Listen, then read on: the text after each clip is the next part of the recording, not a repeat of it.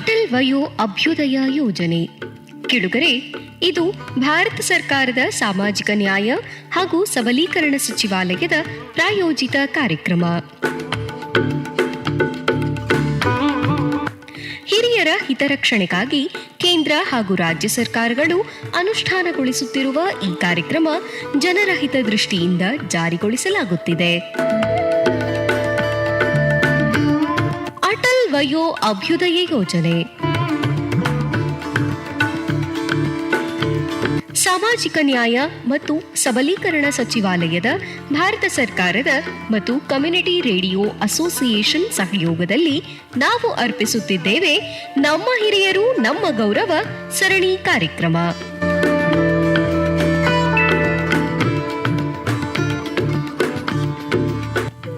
ಇಂದಿನ ವಿಷಯ ಅಟಲ್ ವಯೋ ಅಭ್ಯುದಯ ಯೋಜನೆ ಅಡಿಯಲ್ಲಿ ವೃದ್ಧಾಶ್ರಮದ ಕುರಿತಾಗಿ ಕಾರ್ಯಕ್ರಮ ಕೇಳೋಣ.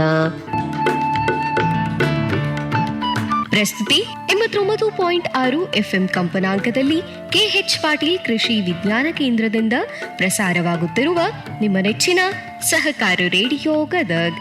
ನಮ್ಮ ಧ್ವನಿ ನಿಮಗಾಗಿ.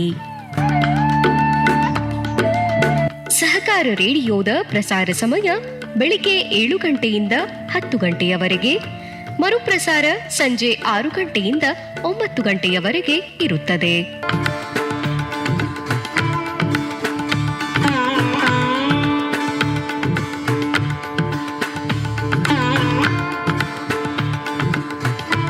ನಮ್ಮ ಹಿರಿಯರಿಗೆ ನಮ್ಮ ಗೌರವ. ಹಿರಿಯ ನಾಗರಿಕರು ಗೌರವಯುತವಾದ ಜೀವನವನ್ನು ನಡೆಸಬೇಕು. ಅವರಿಗಿರುವ ಹಕ್ಕುಗಳ ಬಗ್ಗೆ ಅವರು ತಿಳಿಯಬೇಕು.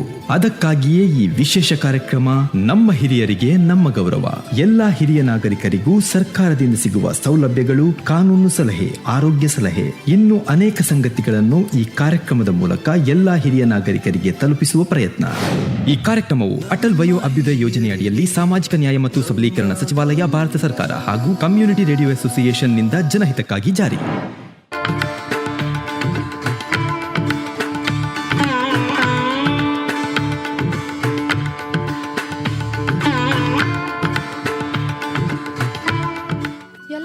ಅಜ್ಜ, ಎಲ್ಲಿದ್ದೀರಾ?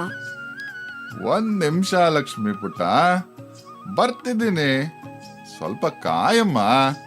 ಅಜ್ಜ, ಹೊರಗ್ ನೋಡಿ, ತಣ್ಣನೆ ಗಾಳಿ ಬೀಸ್ತಾ ಇದೆ.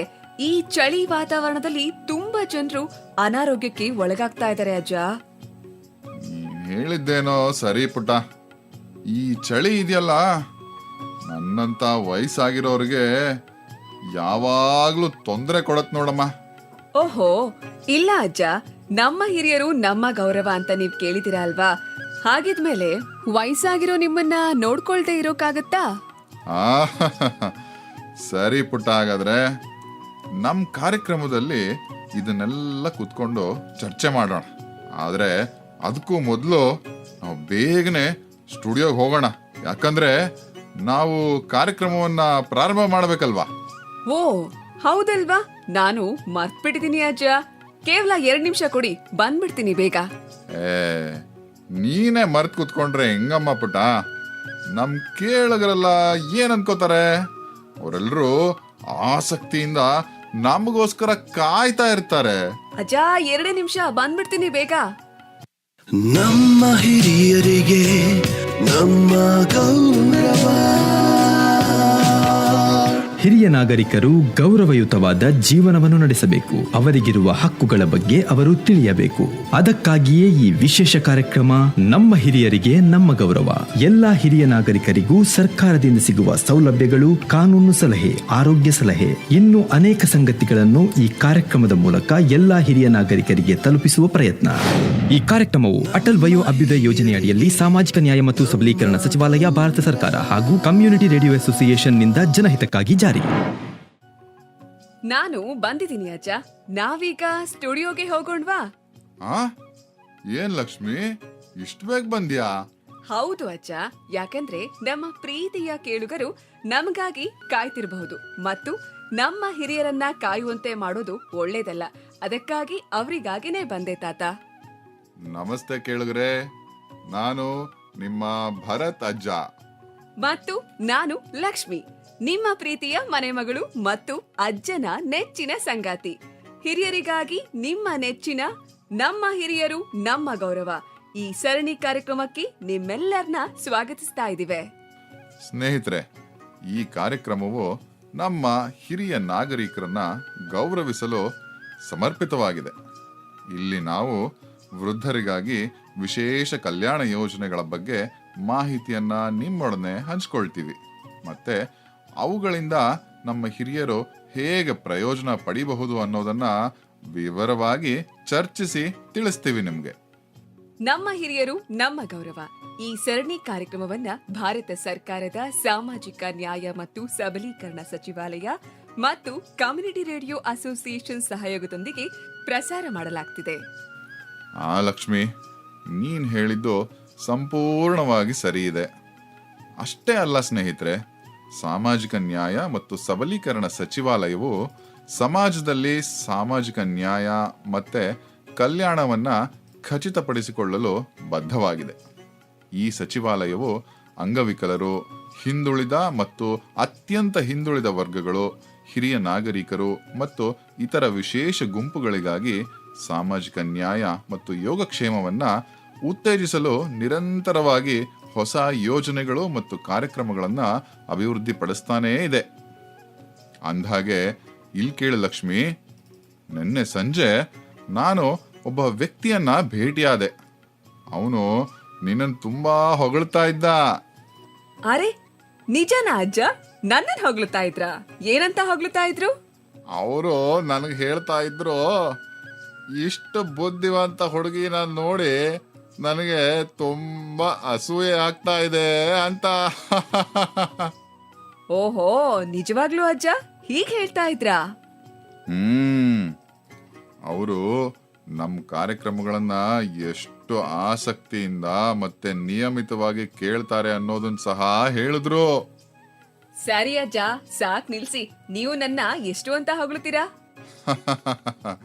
ಹಾಗಲ್ಲ ಪುಟ್ಟ, ಕೇಳಿಲ್ಲಿ. ಅವರಿಗೆ ಒಂದು ಯೋಜನೆ ಬಗ್ಗೆ ಪ್ರಶ್ನೆ ಇದೆ ಅಂತೆ. ಅವರು ನಡೆಯಕ್ಕಾಗದೆ ಬಹಳ ಕಷ್ಟ ಪಡ್ತಾ ಇದ್ದಾರೆ, ಮತ್ತೆ ಅವರಿಗೆ ವಾಕರ್ನ ಅಗತ್ಯ ಇದೆ ಅಂತ ಹೇಳ್ತಾ ಇದ್ರು. ಅದಕ್ಕಾಗಿ ನಮ್ಮ ಹತ್ರ ಯಾವ್ದಾದ್ರು ಯೋಜನೆ ಏನಾದ್ರೂ ಇದೆಯಾ ಪುಟ್ಟ? ಇದೆ ಅಜ್ಜ, ಅಟಲ್ ವಯೋ ಅಭ್ಯುದಯ ಯೋಜನೆ ಇದೆಯಲ್ಲ, ಖಂಡಿತವಾಗ್ಲೂ ಈ ಯೋಜನೆ ಸಹಕಾರಿಯಾಗತ್ತೆ. ಓಹ್, ನಿಜವಾಗ್ಲು? ಹಾಗಾದ್ರೆ ಅದ್ರ ಬಗ್ಗೆ ಇನ್ನೊಂದ್ ಸ್ವಲ್ಪ ಹೇಳು ನೋಡೋಣ. ಅಟಲ್ ವಯೋ ಅಭ್ಯುದಯ ಯೋಜನೆಯ ಅಡಿಯಲ್ಲಿ ಅಟಲ್ ವಯೋಶ್ರೀ ಯೋಜನೆ ಇದೆ. ಈ ಯೋಜನೆ ಅಡಿಯಲ್ಲಿ ಅಗತ್ಯ ಸಹಾಯಗಳನ್ನ ಒದಗಿಸಲಾಗುತ್ತೆ. ನಡೆಯೋಕೆ ಸಾಧ್ಯವಾಗದೇ ಇರುವಂತಹ ಹಿರಿಯ ನಾಗರಿಕರಿಗೆ ವಾಕಿಂಗ್ ಸ್ಟಿಕ್, ಹಾಗೆ ವಾಕರ್ಗಳು, ಜೊತೆಗೆ ಕಿವಿ ಸಮಸ್ಯೆ ಅಂದ್ರೆ ಶ್ರವಣ ತೊಂದರೆ ಇರೋರಿಗೆ ಶ್ರವಣ ಸಾಧನಗಳನ್ನ ಕೊಡೋದು, ಹಾಗೆ ಕಣ್ ಕಾಣಿಸೋದಿಲ್ಲ ಅಥವಾ ಮಂದ ದೃಷ್ಟಿ ಇರೋರಿಗೆ ಕನ್ನಡಕಗಳು, ಹೀಗೆ ಅನೇಕ ಸೌಲಭ್ಯಗಳನ್ನ ಒದಗಿಸಲಾಗುತ್ತೆ.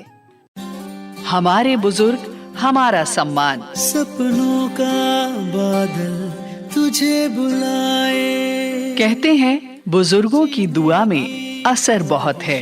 हर एक तूफान का रुख मोड़ देती है और इन्हीं बुजुर्गों को उनका सम्मान, उनका हक दिलाने और ख्याल रखने हम लाए हैं एक बेहद खास कार्यक्रम, हमारे बुजुर्ग हमारा सम्मान. तेरा हर कदम जो खुदारी का हो, जहां सभी बुजुर्गों की सेहत से जुड़ी एक्सपर्ट एडवाइस, कानूनी सलाह, सरकार द्वारा दी जा रही सुविधाएं व अधिकार और सभी सीनियर सिटीजन्स के जीवन को आसान बना रही टेक्नोलॉजी के साथ साथ फाइनेंशियल एडवाइस और भी बहुत सी जरूरी बातें इस कार्यक्रम में आप सुन पाएंगे. कठिन है अगर रास्ता, तू फिक्र न. इस कार्यक्रम को आप तक ला रहे हैं सामाजिक न्याय एवं अधिकारिता मंत्रालय, भारत सरकार व सामुदायिक रेडियो एसोसिएशन. उड़ने की कोशिश में निकल आएंगे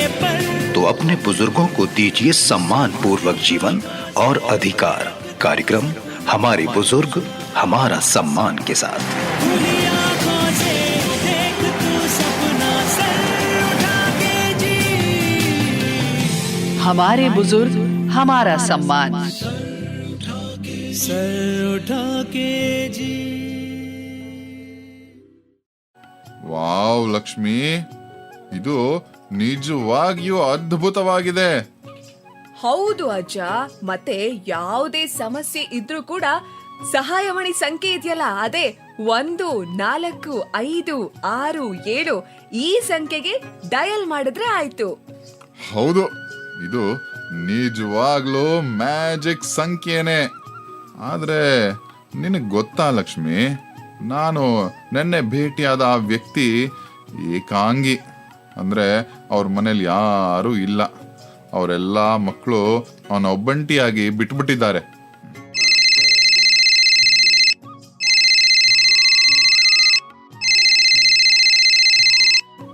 ನಮಸ್ಕಾರ, ಯಾರು ಮಾತಾಡ್ತಾ ಇರೋದು? ಭರತಣ್ಣ, ನಾನು ಕಮಲಕ್ಕ. ಓ ಕಮಲಕ್ಕ, ಹೇಗಿದ್ದೀರಿ? ನಿಮ್ ಧ್ವನಿಯನ್ ಕೇಳಿದಾಗೆಲ್ಲ ಬಹಳ ಸಂತೋಷ ಆಗುತ್ತೆ. ಭರತಣ್ಣ, ನಾನು ಏನ್ ಹೇಳಿ, ಮಕ್ಕಳೆಲ್ಲ ದೊಡ್ಡವರಾಗಿದ್ದಾರೆ, ಈಗ ತುಂಬಾ ಬೆಳೆದು ಬಿಟ್ಟಿದ್ದಾರೆ. ಕಮಲಕ್ಕ, ಏನಾಯ್ತು?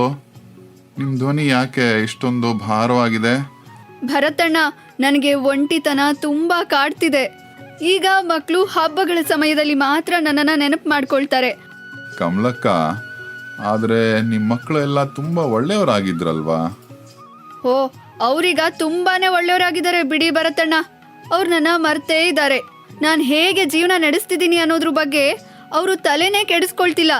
ಇನ್ ಮುಂದೆ ಹೇಗೋ ಏನೋ. ಹಾಗೆಲ್ಲ ಹೇಳ್ಬೇಡ ಕಮಲಕ್ಕ, ನಾನು ನಿನ್ ಜೊತೆ ಇದ್ದೀನಿ. ನೀವು ತುಂಬಾ ಅದೃಷ್ಟವಂತರು. ನಿಮ್ಮ ಮೊಮ್ಮಗಳು ನಿಮ್ಮ ಬಗ್ಗೆ ಕಾಳಜಿ ವಹಿಸ್ತಾಳೆ. ನಾನು ನೋಡಿ, ನನ್ನ ಆರೋಗ್ಯದ ಬಗ್ಗೆ ಯಾರೂ ತಲೆ ಕೆಡಿಸ್ಕೊಳ್ಳೋದಿಲ್ಲ. ಈ ಕಾಡೋ ಒಂಟಿತನ ಬೇರೆ. ಅದಿರ್ಲಿ ಬಿಡಿ, ನೀವು ಮತ್ತೆ ಲಕ್ಷ್ಮಿ ಯಾವಾಗಲೂ ಸಂತೋಷವಾಗಿರಿ. ಹಾ ಕಮಲಕ್ಕ, ಇರ್ಲಿ. ನೀವು ಏನ್ ವಿಷಯ ಅಂತ ಹೇಳಿ. ಬಹುಶಃ ನನ್ನ ಮೊಮ್ಮಗಳು ಲಕ್ಷ್ಮಿ ನಿಮ್ಗೆ ಸಹಾಯ ಮಾಡಬಹುದು. ಹೌದು ಹೌದು, ದಯವಿಟ್ಟು ನನಗೆ ತಿಳಿಸಿ ಕಮಲಜ್ಜಿ, ಏನ್ ನಿಮ್ ತೊಂದ್ರೆ? ಮಗು, ನೀವು ಹಿರಿಯರ ಯೋಜನೆಗಳ ಬಗ್ಗೆ ಮಾತನಾಡ್ತಾ ಇರೋದನ್ನ ನಾನು ಕೇಳಿಸ್ಕೊಂಡಿದ್ದೀನಿ. ಹಾಗೇನೆ ವೃದ್ಧರಿಗಾಗಿ ಕೆಲವು ಸೌಲಭ್ಯಗಳ ಬಗ್ಗೆ ನೀವು ತಿಳಿಸೋದನ್ನ ಕೂಡ ನಾನು ಕೇಳಿಸ್ಕೊಂಡಿದ್ದೀನಿ. ಹೌದು ಕಣೋ ಲಕ್ಷ್ಮೀ ಪುಟ, ಅದ್ರ ಬಗ್ಗೆ ಒಂದ್ ಸ್ವಲ್ಪ ವಿವರವಾಗಿ ತಿಳಿಸ್ತೀಯಾ? ಕಮಲಕ್ಕ ಮಾತ್ರ ಅಲ್ಲ, ತುಂಬಾ ಜನ ನನ್ನನ್ನ ಈ ಹಿರಿಯ ನಾಗರಿಕರ ಸೇವಾ ಕೇಂದ್ರದ ಬಗ್ಗೆ ಕೇಳ್ತಾ ಇದ್ದಾರೆ. ಕಮಲಜ್ಜಿ, ಚಿಂತಿಸ್ಬೇಡಿ. ರೇಡಿಯೋ ಕಾರ್ಯಕ್ರಮಗಳನ್ನ ಕೇಳ್ತಾನೆ ಇರಿ. ನಾನು ಎಲ್ಲವನ್ನ ವಿವರವಾಗಿ ತಿಳಿಸ್ತೀನಿ. ಹಿರಿಯ ನಾಗರಿಕರ ಸೇವಾ ಕೇಂದ್ರಗಳು ಅಥವಾ ವೃದ್ಧಾಪ್ಯ ಆರೈಕೆ ಗೃಹಗಳು ವೃದ್ಧರಿಗೆ ಅಗತ್ಯ ಸೇವೆಗಳನ್ನ ಒದಗಿಸುತ್ತವೆ. ಮತ್ತೆ ತಮ್ಮ ದೈನಂದಿನ ಜೀವನದಲ್ಲಿ ಅವರಿಗೆ ಅಗತ್ಯವಿರುವ ಸೌಲಭ್ಯಗಳನ್ನ ಕೂಡ ನೀಡುತ್ತೆ. ಈ ಕೇಂದ್ರಗಳು ನಿರ್ದಿಷ್ಟವಾಗಿ ಹಿರಿಯರಿಗಾಗಿನೇ ವಿನ್ಯಾಸಗೊಳಿಸಲಾಗಿದೆ. ಇನ್ನು ವೃದ್ಧಾಶ್ರಮಗಳನ್ನ ವಯಸ್ಸಾದವರಿಗೆ ಅಂತಾನೆ ಅವರ ಆರಾಮದಾಯಕ ಮತ್ತೆ ಬೆಂಬಲದ ವಾತಾವರಣ ಒದಗಿಸುವಂತ ಉದ್ದೇಶದಿಂದ ನಡೆಸಲಾಗ್ತಿದೆ ಅಜ್ಜಿ. ಕೇಳೋದಕ್ಕೇನೋ ಬಹಳ ಚೆನ್ನಾಗಿದೆ ಪುಟ, ಆದ್ರೆ ಈ ಸ್ಥಳಗಳು ಅದ್ ಯಾವ ರೀತಿ ವಿಶೇಷವಾಗಿದೆ ಅಂತ ಹೇಳ್ತೀಯಾ? ಹಿರಿಯರಿಗೆ ಯಾವ ರೀತಿ ಸೌಲಭ್ಯ ಒದಗಿಸ್ತಾರಿಲ್ಲಿ? ಹಿರಿಯ ನಾಗರಿಕರ ಸೇವಾ ಕೇಂದ್ರಗಳು ಹಿರಿಯರ ಆರೋಗ್ಯ, ಸುರಕ್ಷತೆ ಮತ್ತು ಜೀವನದ ಗುಣಮಟ್ಟದ ಮೇಲೆ ಕೇಂದ್ರೀಕರಿಸುತ್ತೆ. ಹಾಗೆ ಹಿರಿಯರಿಗೆ ಅವರು ವಿವಿಧ ಸೌಲಭ್ಯಗಳನ್ನ ಒದಗಿಸ್ತಾರೆ. ಉದಾಹರಣೆಗೆ ಯಾವ್ದಪ್ಪ ಅಂತ ಹೇಳಿದ್ರೆ, ಊಟ ಮತ್ತು ವಸತಿ ಆರಾಮದಾಯಕ ಕೊಠಡಿಗಳನ್ನ ನೀಡ್ತಾರೆ. ಪೌಷ್ಟಿಕಾಂಶಯುಕ್ತ ಆಹಾರ, ಶುದ್ಧ ನೀರು ಮತ್ತು ನೈರ್ಮಲ್ಯ ಕೂಡ. ವೈದ್ಯಕೀಯ ಆರೈಕೆ, ನಿಯಮಿತ ಆರೋಗ್ಯ ತಪಾಸಣೆಯನ್ನ ಮಾಡ್ತಾರೆ. ಹಾಗೆ ಔಷಧೋಪಚಾರ ಕೂಡ ಇರುತ್ತೆ. ಇನ್ನು ನಿರ್ವಹಣೆ, ತುರ್ತು ವೈದ್ಯಕೀಯ ಸೇವೆಗಳು ಮತ್ತು ವೈದ್ಯರು, ದಾದಿಯರ ಲಭ್ಯತೆ ಕೂಡ ಇರುತ್ತೆ. ಸಾಮಾಜಿಕ ಮತ್ತು ಮಾನಸಿಕ ಬೆಂಬಲ ಸಿಗುತ್ತೆ. ಹಾಗೆ ಮನರಂಜನಾ ಚಟುವಟಿಕೆಗಳು ಇರುತ್ತೆ. ಅದರಲ್ಲಿ ಸಂಗೀತ, ಆಟಗಳು, ಯೋಗ ಮತ್ತೆ ಜನ್ಮದಿನಗಳು, ಹಬ್ಬಗಳನ್ನ ಕೂಡ ಆಚರಣೆ ಮಾಡ್ತಾರೆ. ಹಾಗೆ ಕೌನ್ಸಿಲಿಂಗ್ ಸೇವೆಗಳು, ಮಾನಸಿಕ ಯೋಗಕ್ಷೇಮ ಸಹ ಲಭ್ಯವಿರುತ್ತೆ ಇಲ್ಲಿ. ಓ, ಇಷ್ಟೆಲ್ಲ ಸೌಲಭ್ಯ ಇದೆಯಾ ಲಕ್ಷ್ಮಿ? ಅದ್ ಸರಿ, ಆದ್ರೆ ಭದ್ರತೆ ಬಗ್ಗೆ ಏನ್ ಕಾಳಜಿ ವಹಿಸ್ತಾರೋ ಅಲ್ಲೆಲ್ಲ? ಅಜ್ಜ, ಇದ್ರ ಬಗ್ಗೆ ಖಂಡಿತವಾಗ್ಲೂ ಮಾಹಿತಿ ಕೊಡ್ತೀನಿ. ಅಲ್ಲಿ ದಿನದ 24 ಗಂಟೆಯೂ ಕೂಡ ಭದ್ರತಾ ವ್ಯವಸ್ಥೆನ ಮಾಡಲಾಗಿರುತ್ತೆ. ಸಿಸಿಟಿವಿ ಕ್ಯಾಮೆರಾಗಳು ಮತ್ತು ತರಬೇತಿ ಪಡೆದ ಸಿಬ್ಬಂದಿಗಳ ಮೂಲಕ ಸುರಕ್ಷತೆಯ ಮೇಲ್ವಿಚಾರಣೆ ಕೂಡ ಇರುತ್ತೆ. ಅಷ್ಟೇ ಅಲ್ಲ ಅಜ್ಜ, ಇನ್ನೂ ಹೆಚ್ಚುವರಿ ಸೌಲಭ್ಯಗಳು ಕೂಡ ಇದೆ. ಅದರಲ್ಲಿ ಧಾರ್ಮಿಕ ಚಟುವಟಿಕೆಗಳು ಮತ್ತು ಪ್ರಾರ್ಥನಾ ಸ್ಥಳಗಳಿದ್ರೆ ವೈಯಕ್ತಿಕ ಸಹಾಯ ಅಂದ್ರೆ ಸ್ನಾನ ಮಾಡೋದಕ್ಕೆ ಮತ್ತೆ ಬಟ್ಟೆ ಬದಲಾಯಿಸುವುದಕ್ಕೆ ಸಹಾಯವನ್ನ ಮಾಡ್ತಾರೆ. ವೈದ್ಯರ ಭೇಟಿಗಾಗಿ ಸಾರಿಗೆ ಸೇವೆಗಳು ಇದೆ. ಗ್ರಂಥಾಲಯಗಳು ಮತ್ತೆ ಅಂತರ್ಜಾಲದ ಲಭ್ಯತೆ ಕೂಡ ಇರುತ್ತೆ. ಅಜ್ಜ, ಹಿರಿಯ ನಾಗರಿಕರ ಸೇವಾ ಕೇಂದ್ರಗಳು ವಿವಿಧ ಪ್ರಕಾರಗಳಲ್ಲಿ ಬರುತ್ತೆ.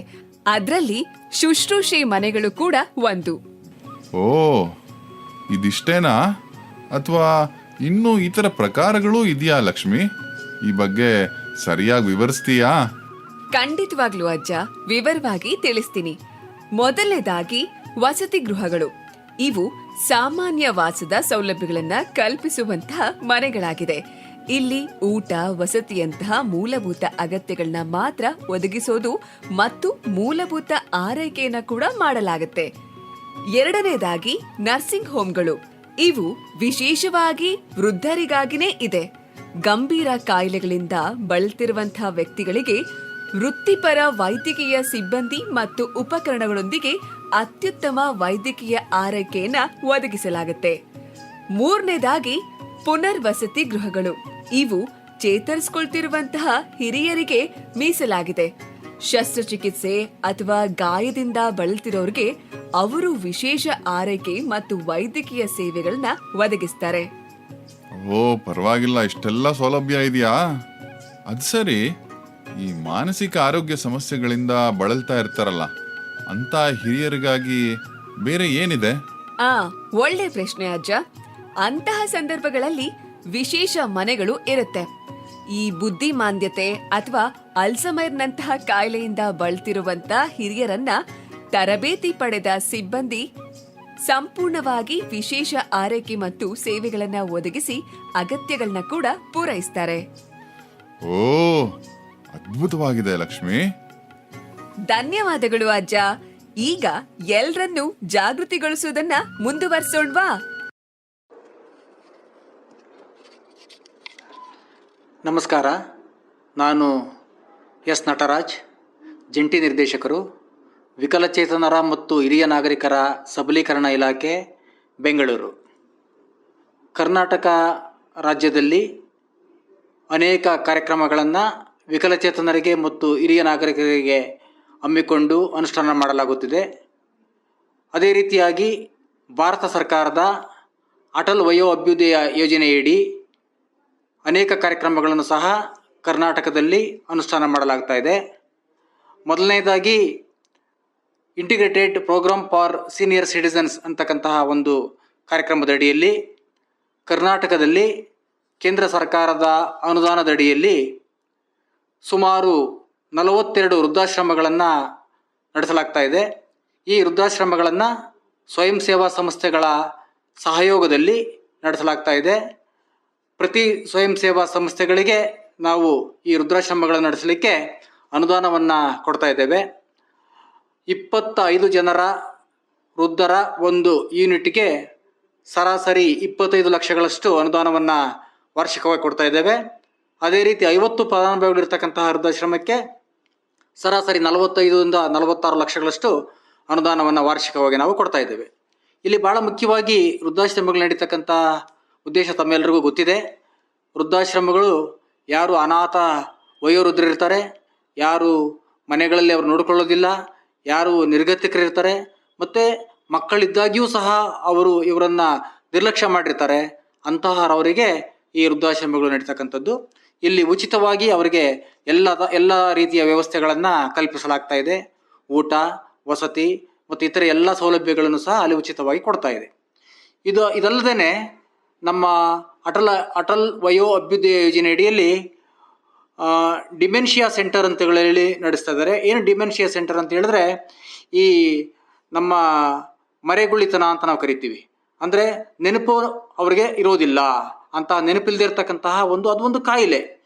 ಆ ರೀತಿಯಾಗಿ ಬಳಲ್ತಕ್ಕಂಥವರಿಗೆ ಒಂದು ಕೇಂದ್ರವನ್ನು ಕರ್ನಾಟಕದಲ್ಲಿ ದಾವಣಗೆರೆ ಜಿಲ್ಲೆಯಲ್ಲಿ ನಡೆಸಲಾಗ್ತಾ ಇದೆ. ಇಲ್ಲಿ ಸರಾಸರಿ 20 ಜನರು ಇರಲಿಕ್ಕೆ ಅವಕಾಶ ಇದೆ. ಆ 20 ಜನರು ಇರ್ತಕ್ಕಂಥ ವೃದ್ಧರಿಗೆ ಏನು ನಮ್ಮ ನೆನಪು ಹಾರಿ ಹೋಗಿರ್ತದೆ ಅಥವಾ ಮರೆಗುಳಿತನ ಅಂತ ನಾವು ಕರಿತೀವಿ, ಅವರಿಗೆ ಅಗತ್ಯ ಇರತಕ್ಕಂತಹ ಚಿಕಿತ್ಸೆಗಳನ್ನು ನೀಡಿ ಅವರಿಗೆ ನೆನಪನ್ನು ಮತ್ತೆ ವಾಪಸ್ ತರಲಿಕ್ಕೆ ಪ್ರಯತ್ನ ಮಾಡ್ತಕ್ಕಂತಹ ಒಂದು ಕೇಂದ್ರ ಇದು. ಇದು ಡಿಮೆನ್ಷಿಯಾ ಸೆಂಟರ್ ಅಂತ ಕರಿತೀವಿ. ಇದರಲ್ಲಿ ವೈದ್ಯಕೀಯ ಸೌಲಭ್ಯನೂ ಇದೆ ಮತ್ತು ಅವರಿಗೆ ಹಿರಿಯ ನಾಗರಿಕರಿಗೆ ಬೇಕಾಗಿರ್ತಕ್ಕಂಥ ವಸತಿಯನ್ನು ಕಲ್ಪಿಸಿ ಇದು ರೆಸಿಡೆನ್ಷಿಯಲ್ ಒಂದು ವಸತಿಯುತ ಕೇಂದ್ರವಾಗಿ ನಡೀತಾ ಇದೆ. ಇದು ನಮ್ಮ ಕರ್ನಾಟಕದಲ್ಲಿ ಒಂದು ಜಿಲ್ಲೆಯಲ್ಲಿ ಮಾತ್ರ, ದಾವಣಗೆರೆಯಲ್ಲಿದೆ. ಅಲ್ಲಿ ನಿರಂತರವಾಗಿ ನಮ್ಮ ಪ್ರಚಾರ ಮಾಡಿರೋದ್ರಿಂದ ಅನೇಕ ಜನರು ಬಂದು ಅಲ್ಲಿ ಈ ಸೌಲಭ್ಯಗಳನ್ನು ಪಡ್ಕೊಳ್ತಾ ಇದ್ದಾರೆ. ಅದೇ ರೀತಿಯಾಗಿ ಅಟಲ್ ವಯೋ ಅಭ್ಯುದಯ ಯೋಜನೆ ಅಡಿಯಲ್ಲಿ RRTC regional resource and training centre ಅಂತ, RRTC ಅಂದರೆ regional resource and training centre ಅಂತೇಳಿ ಒಂದು ಕೇಂದ್ರವನ್ನು ಕರ್ನಾಟಕ, ಕೇರಳ ಮತ್ತು ತಮಿಳುನಾಡು 3 ರಾಜ್ಯಗಳಿಗೆ ಸಂಬಂಧಪಟ್ಟಂತಹ ಒಂದು ಕೇಂದ್ರವನ್ನು ಕರ್ನಾಟಕದಲ್ಲಿ ನೈಟಿಂಗೇಲ್ ಮೆಡಿಕಲ್ ಟ್ರಸ್ಟ್ ಅಂತಕ್ಕಂಥ ಒಂದು NGO ಮುಖಾಂತರ ಅನುಷ್ಠಾನ ಮಾಡಲಾಗ್ತಾ ಇದೆ. ಈ ನೈಟಿಂಗೇಲ್ ಮೆಡಿಕಲ್ ಟ್ರಸ್ಟ್ನವ್ರಿಗೆ ನಾವು ಈ 3 ರಾಜ್ಯಗಳ ಈ ಯೋಜನೆ ಅನುಷ್ಠಾನಕ್ಕೆ ಬೇಕಾಗಿರ್ತಕ್ಕಂತಹ ಮಾನಿಟ್ರಿಂಗ್ ಅಂತ ನಾವು ಕರಿತೀವಿ. ಅಂದರೆ ನಿರ್ವಹಣೆ ಯಾವ ರೀತಿ ಮಾಡ್ತಾ ಇದ್ದಾರೆ, ಅವರಿಗೆ ಅಗತ್ಯ ಇರತಕ್ಕಂಥ ಸಲಹೆಗಳನ್ನು ಕೊಡಲಿಕ್ಕೆ, ಅವರಿಗೆ ಬೇಕಾಗಿರ್ತಕ್ಕಂಥ ಮಾರ್ಗದರ್ಶನವನ್ನು ಮಾಡಲಿಕ್ಕೆ ಈ ಒಂದು NGOವನ್ನು ಸೆಲೆಕ್ಟ್ ಮಾಡಲಾಗಿದೆ. ಇದರ ಮುಖಾಂತರ 3 ರಾಜ್ಯಗಳ ಒಳಗೊಂಡಂತೆ ಸೇವೆಗಳನ್ನು ನೈಟಿಂಗೇಲ್ ಮೆಡಿಕಲ್ ಟ್ರಸ್ಟ್ ಬೆಂಗಳೂರು ಇವರು ಕೊಡ್ತಾ ಇದ್ದಾರೆ.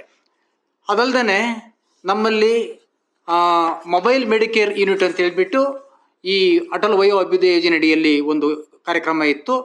ಇದು ನಮ್ಮ ಕೋಲಾರ ಜಿಲ್ಲೆಯಲ್ಲಿ ಮೊಬೈಲ್ ಮೆಡಿಕಲ್ ಯೂನಿಟನ್ನು ಇಟ್ಟುಕೊಂಡು ಹಳ್ಳಿಗಳಿಗೆ ಹೋಗಿ ಹಿರಿಯ ನಾಗರಿಕರಿಗೆ ಬೇಕಾಗಿರ್ತಕ್ಕಂತಹ ಆರೋಗ್ಯದ ಕುರಿತಂತೆ ಅವರ ತಪಾಸಣೆ ಮಾಡ್ತಕ್ಕಂಥದ್ದು, ಅಗತ್ಯ ಇರತಕ್ಕಂಥ ಚಿಕಿತ್ಸೆ ಮಾಡ್ತಕ್ಕಂಥ ಒಂದು ಯೂನಿಟ್ ಇತ್ತು. ಇದು ಕಳೆದ ವರ್ಷದಿಂದ ಇದು ನಮ್ಮ ರಾಜ್ಯದಲ್ಲಿ ಇದು ಮುಕ್ತಾಯವಾಗಿದೆ, ನಿಲ್ಲಿಸಲಾಗಿದೆ. ಈ ಹಿಂದೆ ಈ ಸೇವೆಯನ್ನು ಸಹ ನಮ್ಮ ರಾಜ್ಯದಲ್ಲಿ ಪಡೆಯಲಾಗಿದೆ. ಇದಲ್ಲದೆ ನಮ್ಮ ರಾಜ್ಯದಲ್ಲಿ ಮತ್ತೊಂದು ರಾಷ್ಟ್ರೀಯ ವಯೋಶ್ರೀ ಯೋಜನೆ ಅಂತೇಳಿ ಇದೆ. ಅಂದರೆ ಇದು ಹಿರಿಯ ನಾಗರಿಕರಿಗೆ ಅಗತ್ಯವಿರ್ತಕ್ಕಂತಹ ಸಾಧನ ಸಲಕರಣೆಗಳನ್ನು ಕೊಡ್ತಕ್ಕಂಥದ್ದು. ಈಗ ವಯಸ್ಸಾದ ಮೇಲೆ ಅವರಿಗೆ ಓಡಾಡಲಿಕ್ಕೆ ಒಂದು ಊರುಗೋಲು ಬೇಕಾಗ್ಬೋದು, ಅಥವಾ ಅವರು ಶೌಚಾಲಯಕ್ಕೆ ಹೋಗ್ಬೇಕಾದ ಸಂದರ್ಭದಲ್ಲಿ ಕೆಳಗಡೆ ಕುಳಿತುಕೊಳ್ಳೋಕ್ಕಾಗದಿದ್ದ ಸಂದರ್ಭದಲ್ಲಿ ಅವರಿಗೆ ಬೇಕಾಗಿರ್ತಕ್ಕಂಥ ಒಂದು ಚೇರ್, ಶೌಚಾಲಯದ ಚೇರ್ ಅದನ್ನು ಕೊಡ್ತಕ್ಕಂಥದ್ದಾಗಿರ್ಬೋದು. ಮತ್ತು ಅವರಿಗೆ ಕಣ್ಣಿನ ದೃಷ್ಟಿ ಮಂದ ಆದ ಸಂದರ್ಭದಲ್ಲಿ ಕಣ್ಣಿನ ಪರೆ ತೆಗೆದು ಅದಕ್ಕೆ ಬೇಕಾಗಿರ್ತಕ್ಕಂಥ ಒಂದು ಕನ್ನಡಕ ಕೊಡ್ತಕ್ಕಂಥದ್ದಾಗಿರ್ಬೋದು. ಹೀಗೆ ಹಿರಿಯರಿಗೆ ಅಗತ್ಯವಿರ್ತಕ್ಕಂತಹ ಸಾಧನ ಸಲಕರಣೆಗಳನ್ನ ಕೊಡಲಿಕ್ಕೆ ರಾಷ್ಟ್ರೀಯ ವಯೋಶ್ರೀ ಯೋಜನೆ ಅಂತಿದೆ. ಈ ಯೋಜನೆಯನ್ನು ಅಲಿಮ್ಕೋ ಅಂತಕ್ಕಂಥ ಒಂದು ರಾಷ್ಟ್ರ ಮಟ್ಟದ ಸಂಸ್ಥೆ ಇದೆ. ಈ ಸಂಸ್ಥೆ ಬೆಂಗಳೂರಿನಲ್ಲೂ ಸಹ ಅದರ ಒಂದು ಶಾಖೆ ಇದೆ, ಮತ್ತು ಗುಲ್ಬರ್ಗದಲ್ಲೂ ಸಹ ಅದರ ಒಂದು ಶಾಖೆ ಇದೆ. ಈ ಸಂಸ್ಥೆಯ ಮುಖಾಂತರ ಶಿಬಿರಗಳನ್ನು ಮಾಡಿ ಎಲ್ಲ ಜಿಲ್ಲೆಗಳಲ್ಲೂ ಸಹ ನಮ್ಮ ಜಿಲ್ಲಾ ಅಂಗವಿಕಲ ಕಲ್ಯಾಣಾಧಿಕಾರಿಗಳ ಸಹಯೋಗದಲ್ಲಿ ಶಿಬಿರಗಳನ್ನು ಮಾಡಿ, ಶಿಬಿರಗಳಲ್ಲಿ ಹಿರಿಯ ನಾಗರಿಕರನ್ನು ಸಹ ಅಲ್ಲಿ ಕರೆಸಿ ಅಸೆಸ್ಮೆಂಟ್ ಅಂತ ನಾವು ಕರಿತೀವಿ. ಅಂದರೆ ಅವ್ರಿಗೇನು ಬೇಕು ಬೇಡ ಅಂತಕ್ಕಂಥದ್ದನ್ನು ಪರಿಶೀಲನೆ ಮಾಡಿ ಅವರಿಗೆ ಸಾಧನ ಸಲಕರಣೆಗಳನ್ನು ವಿತರಣೆ ಮಾಡ್ತಕ್ಕಂಥ ಭಾಳ ಉತ್ತಮವಾಗಿರ್ತಕ್ಕಂಥ ಯೋಜನೆ ಸಹ ನಮ್ಮ ಅಟಲ್ ವಯೋ ಅಭ್ಯುದಯ ಯೋಜನೆ ಅಡಿಯಲ್ಲಿ ನಡೀತಿರ್ತಕ್ಕಂಥದ್ದನ್ನು ನಮ್ಮ ಕರ್ನಾಟಕ ರಾಜ್ಯದಲ್ಲೂ ಸಹ ಅನುಷ್ಠಾನ ಮಾಡಲಾಗ್ತದೆ.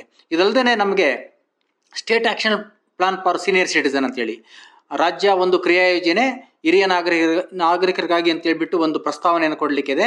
ಅದರಲ್ಲಿ ನಾವು ಭಾಳ ಮುಖ್ಯವಾಗಿ ಕೇಂದ್ರ ಸರ್ಕಾರಕ್ಕೆ ನಮ್ಮ ರಾಜ್ಯಕ್ಕೆ ಅಗತ್ಯವಿರ್ತಕ್ಕಂಥ ಏನೆಲ್ಲ ಅಗತ್ಯಗಳು ಬೇಕು ಅನ್ನೋದ್ರ ಬಗ್ಗೆ ಒಂದು ಪ್ರಸ್ತಾವನೆ ಕೊಡಲಿಕ್ಕಿದೆ. ಅದರಡಿಯಲ್ಲಿ ನಾವು ಈಗಾಗಲೇ ಪ್ರಸ್ತಾವನೆಯನ್ನು ಕೊಟ್ಟಿದ್ದೀವಿ.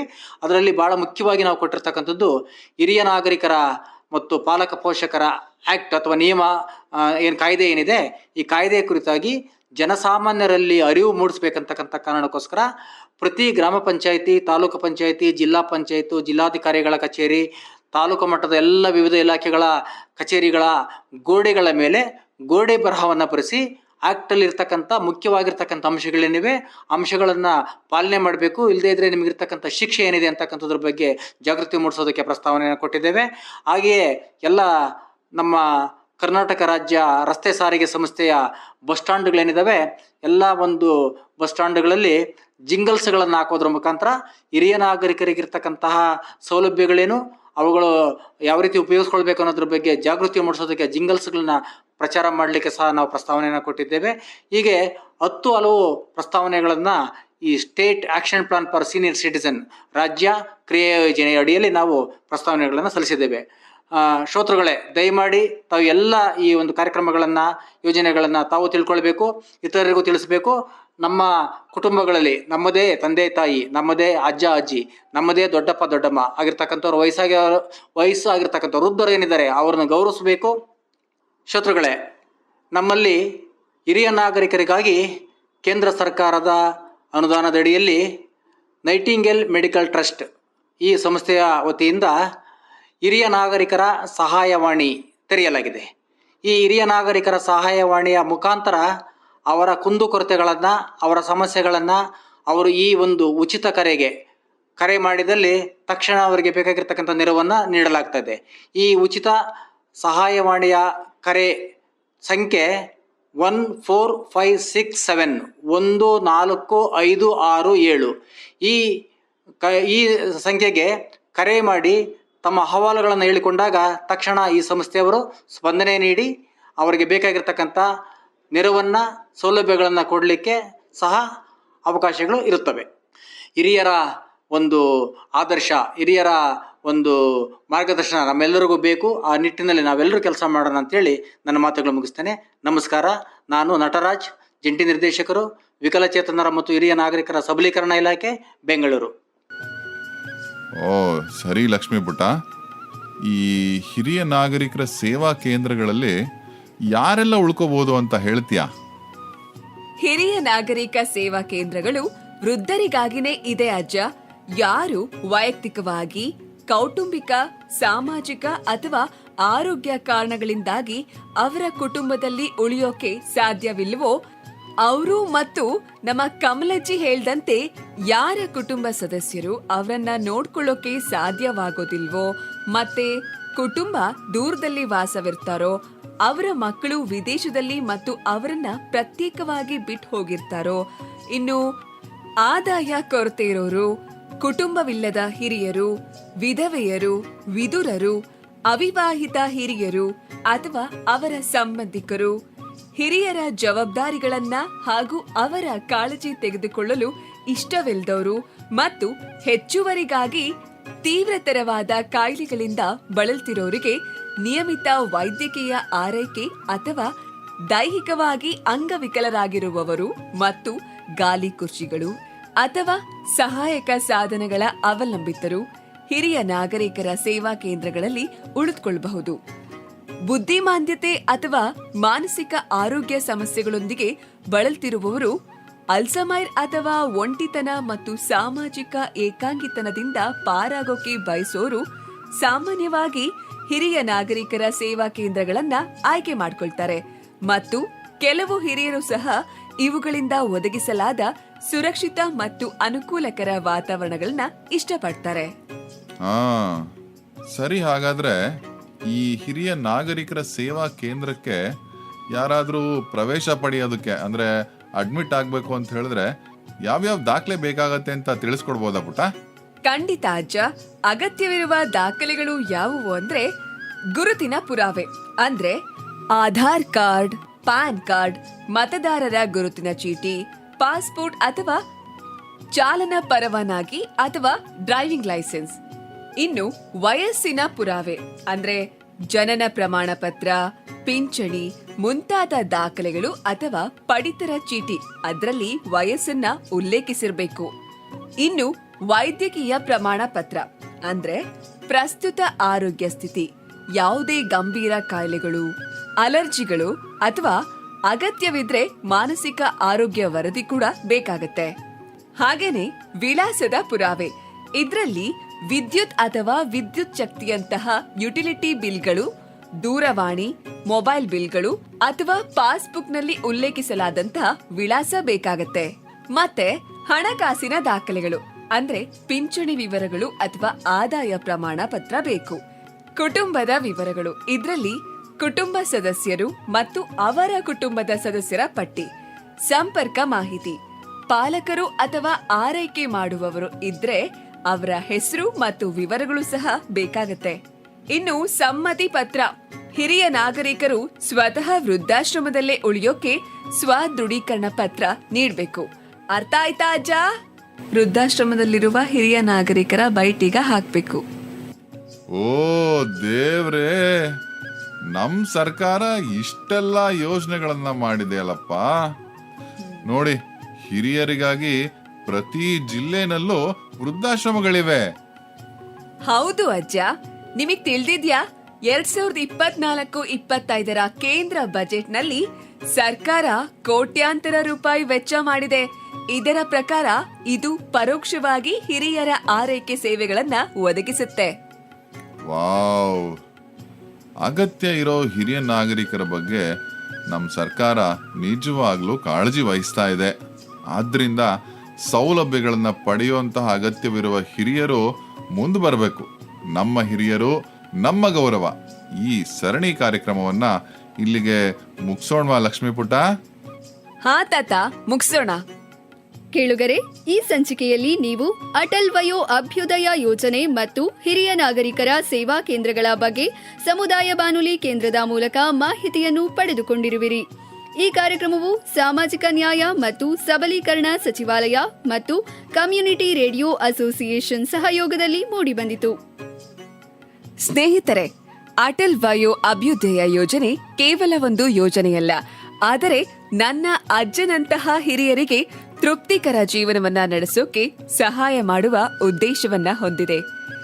ಯಾವುದೇ ಹಿರಿಯ ವ್ಯಕ್ತಿಗೆ ಸಹಾಯ ಅಥವಾ ಮಾಹಿತಿ ಅಗತ್ಯವಿದ್ರೆ ಅವರು ರಾಷ್ಟ್ರೀಯ ಸಹಾಯವಾಣಿ ಸಂಖ್ಯೆ 145667 ಈ ಸಂಖ್ಯೆಗೆ ಕರೆ ಮಾಡಬಹುದು. ಮತ್ತು ಇದರೊಂದಿಗೆ ನಾವು ಇವತ್ತಿನ ಸಂಚಿಕೆಯನ್ನ ಮುಗಿಸ್ತಾ ಇದೀವಿ.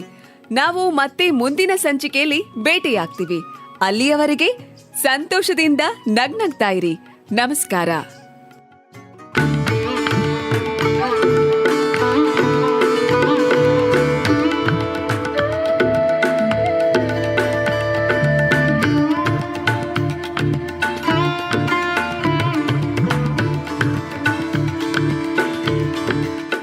ಅಟಲ್ ವಯೋ ಅಭ್ಯುದಯ ಯೋಜನೆ. ಕೇಳುಗರೆ, ಇದು ಭಾರತ ಸರ್ಕಾರದ ಸಾಮಾಜಿಕ ನ್ಯಾಯ ಹಾಗೂ ಸಬಲೀಕರಣ ಸಚಿವಾಲಯದ ಪ್ರಾಯೋಜಿತ ಕಾರ್ಯಕ್ರಮ. ಹಿರಿಯರ ಹಿತರಕ್ಷಣೆಗಾಗಿ ಕೇಂದ್ರ ಹಾಗೂ ರಾಜ್ಯ ಸರ್ಕಾರಗಳು ಅನುಷ್ಠಾನಗೊಳಿಸುತ್ತಿರುವ ಈ ಕಾರ್ಯಕ್ರಮ ಜನರ ಹಿತದೃಷ್ಟಿಯಿಂದ ಜಾರಿಗೊಳಿಸಲಾಗುತ್ತಿದೆ. ಅಟಲ್ ವಯೋ ಅಭ್ಯುದಯ ಯೋಜನೆ. ಇದುವರೆಗೆ ಹಿರಿಯ ನಾಗರಿಕರ ಆರೋಗ್ಯದ ಕುರಿತಾಗಿ ಇಂದಿನ ವಿಷಯದಲ್ಲಿ ನಮ್ಮ ಹಿರಿಯರು ನಮ್ಮ ಗೌರವ ಸರಣಿ ಕಾರ್ಯಕ್ರಮ ಕೇಳಿದಿರಿ.